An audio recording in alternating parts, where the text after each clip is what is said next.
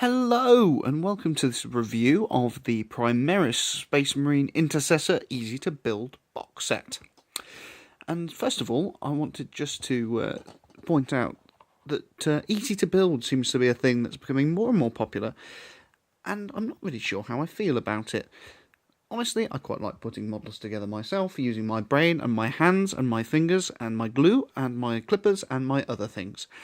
But the very fact that these things exist are, I should think, a good thing, because of course they are a gateway to get more people into the hobby, and more people into the hobby is massively thumbs up and excellent as far as I'm concerned.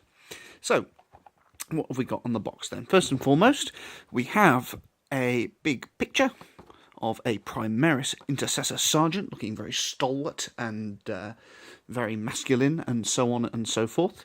And something interesting is the very fact that he is a picture and not a photograph, if you like, of the actual model, which is a bit of a departure from the normal way that you would expect to see the boxes. But I like it, it's good, we like that, that's excellent. You have Collect, Build, Paint and Play, which are the ways that Games Workshop would like you to interact with them. Please, thank you very much, person who is buying this for the very first time and entering our wonderful hobby. On the back of the box, we have a picture of one of the models going together, and you can see there that it is a push-fit model, and no glue is required, which is excellent if you want a model which won't stay together for very long. If you do want a model that will stay together for very long, then you can use glue, not supplied. And there is what he looks like once you put him together. Now, notice that they are in the colour of the Ultramarines, which, as I mentioned in a previous video, are not my favourite chapter, but there is a reason why they would paint these specifically in blue, which we'll get onto in a moment.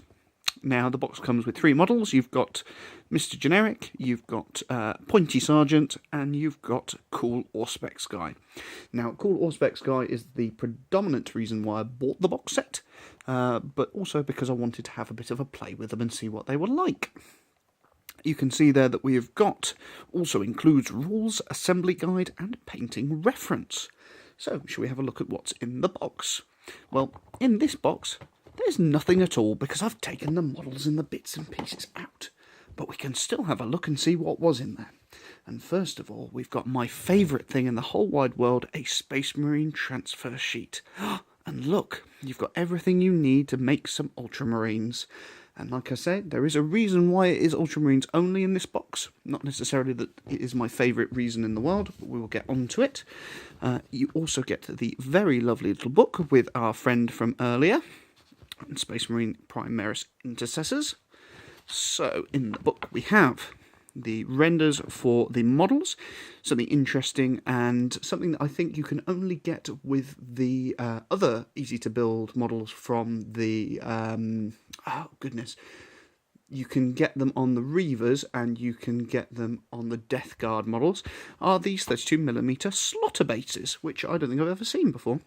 And you've got, again, no glue required. Although, of course, you're probably going to use glue if you want to put these models together properly. And you can see big ticks to say, look, this is how it goes together. You've got these little posts and all they go in very nicely, thank you very much. And it's very easy for you to work out if you have never built a model before in your life. And even if you have, it's very easy. Or so the booklet would have you believe. But we'll get on to that. You have got, in the paint section, the colours you need to paint him as an Ultramarine, because of course these models are unpainted. And of course, I should think if you were to purchase the Ultramarines paint set, you'd get all of these colours, which would be excellent if you wanted to paint an Ultramarine. If you do not so good. And you've also got the Citadel Essentials box. So basically what it's saying is now you've bought this, go back to the shop and buy some more things because you don't know how to put them together properly, or you haven't got the things that you may need, which is sort of maybe best to say on the box. You could do with these things also, but there you go. And then finally, you have the rules for them.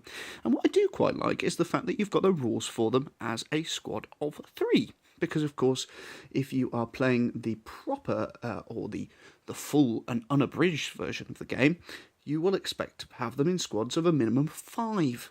which is a bit annoying in a way because it would be quite nice if this was a box of 5, and instead of £10 you could have them for £15, and then it's still a saving over the normal Primaris box set, which is £20 or £35 for the box of 10, but you've got a usable squad rather than 3, which is great. If you buy a box of 5 you can make it a squad of 8, but nobody runs squads of 8 because that would be strange.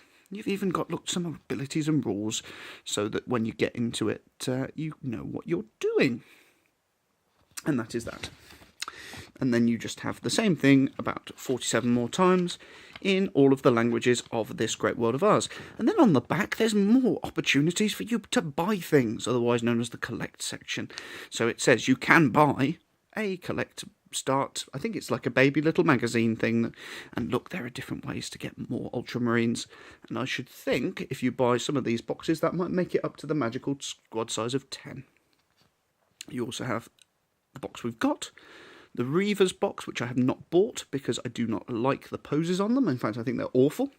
And then you've got the Death Guard and the Plague Marines and the Poxwalkers. Now, I know a lot of people will probably be buying the Plague Marines box because it's got the Blight Launcher, which I'm led to believe is the best of the options you can have in a normal Plague Marine squad now. And it's also got the Poxwalkers, which I can imagine are very good as well, because they come in 5. And goodness gracious, that's a better number, isn't it? That's what I think anyway. So that is the Book of Words. Very good, we like the book, although there are a lot of advertisements, and we've just spent £10, Games Workshop, give us a break. So, shall we look at the models? I've put them together already, and look, I mentioned that they would be appropriate for Ultramarines, and that's because they're blue. So if you are somebody that does not want to paint your models, well, actually, that's quite nice, because look, they're already blue for you. You can just pretend that they are painted by you and do nothing else with them. One thing I do think is a bit of a worry is, of course, there is a chance that people are going to buy these and then go, oh, well, I don't need to undercoat them, because they're already blue, so I'll just paint gold shoulder pads or whatever, and of course that's not going to work very well. So, easy to build is what the box says. Are they easy to build? Yes, they are. They're very easy to build. But are they easy to build well? Well, that's another thing entirely. So when I put the model together, I noticed, and actually, if you look at this one, you can still see, can you see with your eyes there that the backpack is not flush? Now, that is not because I am an imbecile, and if I push it in, it will go no further, because the posts are too long. You have to chop the pegs on pretty much every single one of these models to get them to fit, and even on this one where I have cut the pegs, it is still too far away. I'm going to have to pull that off and cut it again and glue it a bit more, which I've just noticed, which is annoying. You can also see that that arm is probably a little bit further away than you'd want to be as well, so more hacking away with a knife. So yes, they go together without glue, and when you do put them together without glue, because I did dry fit them, they are very snug. So, and if you had the small hands of a child and the strength that comes with it, you may struggle to get them back out of the pegs once you've put them in. But they are they. In terms of putting them together, if you didn't use glue, they wouldn't fit very nicely unless you chopped off the pegs. And also, of course, the other thing is mould lines. Now, can you see there? Let me try and get it a bit closer. There are, on the shoulder pads and on the backpacks and all those sorts of things, there are a lot of connecty points from the sprue. And on those connecty points, well, it was not very flush, and a lot of filing has happened to make that smooth, which, if you are just taking it out of the box and you don't know things like what files are, like Games Workshop assumes you don't because you haven't bought glue, then they are not very good. So, easy to build well, not so much. So that's the first one, Mr. Generic. The second one is my favourite, and he is the Auspex scanner type chap, and he's very lovely. Again, on a slotter base, and again, very nice with the standard bolt rifle. There is no option to give it a stalker bolt rifle or the assault bolter or assault bolt rifle. But to be honest with you, I'm quite content with these ones. I think they are the best, so I'm happy with them as they are. And he's just very lovely. all the same problems that I had with this one I have had with the other one, although this one I cut the post down better. And I did chop the pegs off the head so that I could repose them very slightly, because of course these models are not made to be posed in any way, shape or form.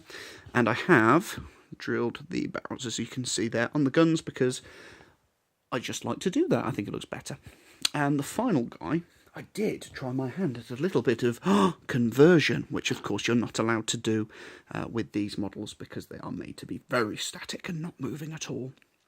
And what did I do? Well, I changed the head because the head on this model looks the same as on several other of my Primaris captains, and I changed the hand because I wanted him not to be pointing, because I have 6 squads of Primaris 5-man combat squads, and all of the sergeants are either pointing or doing something with their hand other than, well, this gentleman sort of going over here, but in a different way.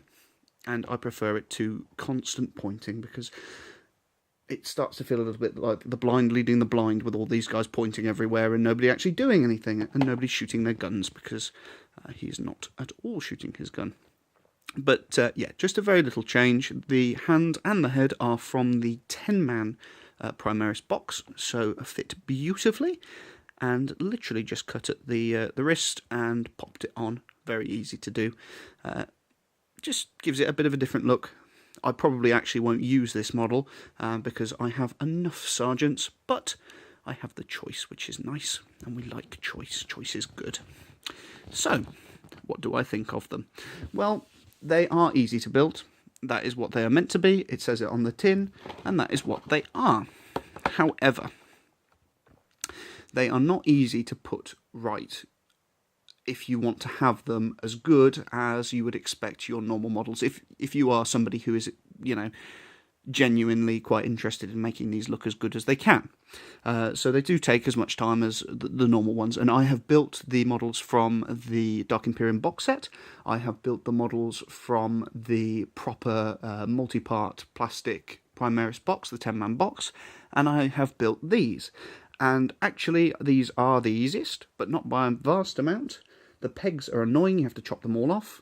You don't have the choice of the weapons, and they come in a box of 3. And I don't like that. I think they should have been £15 instead of 10, and I think you should have had a box of 5. Because then little Timmy, when he gets his first box of models, can have a proper size squad, like what the big boys have. That being said, I think they're quite an interesting box set, and it's very interesting that the easy-to-build thing is becoming so much more prevalent. For example, I know the Redemptor Dreadnought is now released, and I will probably be picking one of those up soon, because I've got 4 of the normal one, which is a beautiful kit and very difficult to put together as compared to the 4 or 6 or whatever part Redemptor kit that's easy to build. So expect a video on that in the not-too-distant future. If you have any questions about the easy-to-build models, I'd be happy to answer anything further, or if there's anything further you'd like to see, please just ask. With that being said, I'll see you again, and thank you very much for watching. Bye-bye.